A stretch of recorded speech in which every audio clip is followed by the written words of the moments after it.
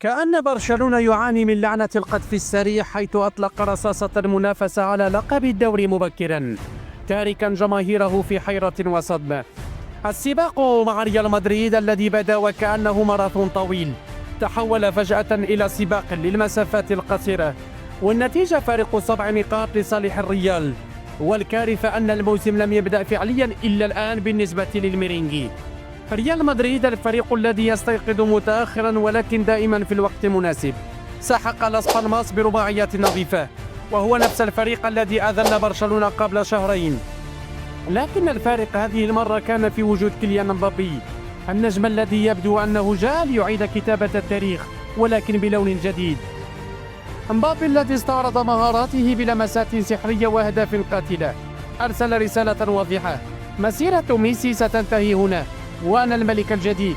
إذا استمر بهذا الأداء لن يكون هناك مجال للحديث عن أساطير الماضي، لأن المستقبل يحمل اسما واحدا وهو كيليان مبابي.